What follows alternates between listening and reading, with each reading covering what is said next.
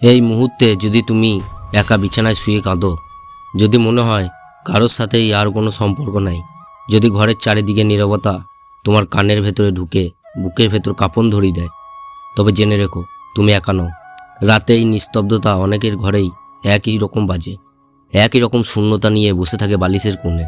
তুমি যেই অশ্রু লুকিয়ে ফেলেছ, কেউ না কেউ ঠিক সেই অশ্রুতে ডুবে আছে আরেক পাশে। মন খারাপের রাত এমন এক রাত্রি যেখানে কারো মেসেজ আর আসে না, যেখানে পুরনো কথা ভিড় করে এসে নতুন যন্ত্রণা দিয়ে যায়, আর যেখানে মানুষ নিজের সবচেয়ে দুর্বল সংস্করণে পরিণত হয়। কিন্তু ঠিক এই রাতেই শুরু হয় বদলের গল্প। যদি তুমি সেই গল্প লিখে যেতে চাও, তুমি যদি কাউকে ভালোবেসে থাকো আর সে তোমাকে ছুঁড়ে ফেলে দিয়ে চলে গেছে, তবে সেই শূন্যতা কেবল তোমার হৃদয়ে নয়, পুরো আত্মার একটা দাগ রেখে যায়। হয়তো চাকরির জন্য দিনরাত খেটেও সাফল্য আসেনি, হয়তো বন্ধুরা মুখ ফিরিয়ে নিয়েছে, হয়তো পরিবারও আজ বুঝতে চাইছে না তোমার ভিতরে ঠিক কী যুদ্ধ চলছে। ভিতরে ভিতরে তুমি একটা দ্বন্দ্বে জর্জরিত, একদিকে হাল ছেড়ে দেওয়া লোক, আর অন্যদিকে সেই অজানা আশার একটা আলো।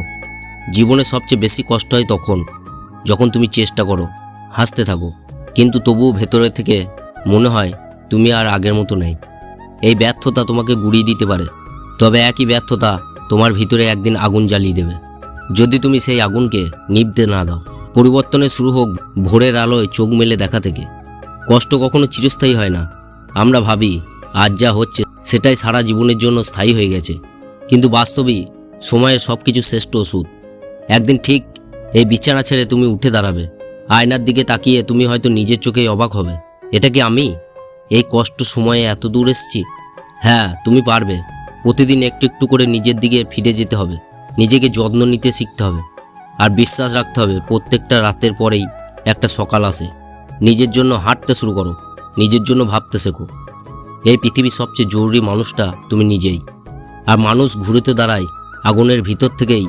একটা সময় আসবে যখন তুমি বলবে, হ্যাঁ আমি কেঁদেছিলাম, ভেঙে পড়েছিলাম, কিন্তু আমি আবার গড়ে উঠেছি। যার চোখে জল ছিল আজ তার চোখে আত্মবিশ্বাস ঝলমল করে। যে এক সময় কষ্টের রাতে ঘুমোতে পারতো না, আজ সে অন্যকে অনুপ্রেরণা দেয় ঘুরে দাঁড়ানো। এই কথাগুলো হয়তো হতে পারে তোমার, হয়তো আজ শুরুটা ছোট, হয়তো সবাই এখনও তোমাকে অবহেলা করে, হেয় করে, ভুল বোঝে, কিন্তু তুমি যখন চুপচাপ নিজের কাজ করে যাবে, একদিন তারাই তোমার প্রশংসায় মুখ ভরিয়ে দেবে। সবচেয়ে বড় কথা হলো নিজেকে বিশ্বাস করা, কারণ কেউ যদি পারে তাহলে তুমিও পারো। তুমি এখনও যেখানে আছো, হতাশা, অন্ধকার, ব্যর্থতা, সেখান থেকেই শুরু হয় সবচেয়ে সত্যিকারের সফলতার পথ।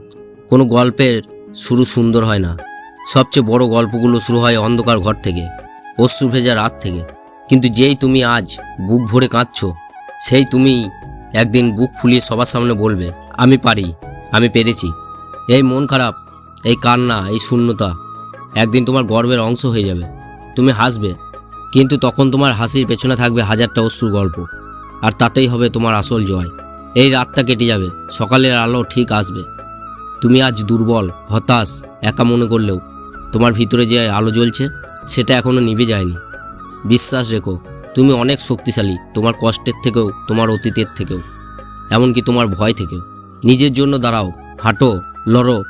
আমরা অনেককে তোমার মতো লড়িয়েছি, তাই তুমি একা নাও। তোমার হাসিটা পৃথিবীর অনেক প্রয়োজন, তুমি হারলে অনেকে হেরে যাবে, তাই নিজেকে হারিয়ে ফেলো না। তোমাকে দরকার এই পৃথিবীর। ভালো থেকো, পাশে আছি। ধন্যবাদ। এই ভিডিও যদি তোমার হৃদয় ছুঁয়ে যায় তাহলে প্লিজ একবার লাইক করো, এটা আমার কাছে অনেক বড় সাহস। আর তুমি কমেন্টে জানাও কিভাবে লড়ছো তুমি। আর পাশাপাশি যারা নতুন আছো তারা সাবস্ক্রাইব করো মেঘনাদ মোটিভেশন কুইট, যাতে পরের বার মন খারাপ হলে আমি ঠিক তোমার পাশে থাকতে পারি। তুমি একা নাও, তুমি হার মানোনি, আর আমি এই কথা তোমাকে প্রতিবার মনে করিয়ে দিতে চাই। সাহস রেখো, তুমি পারবে।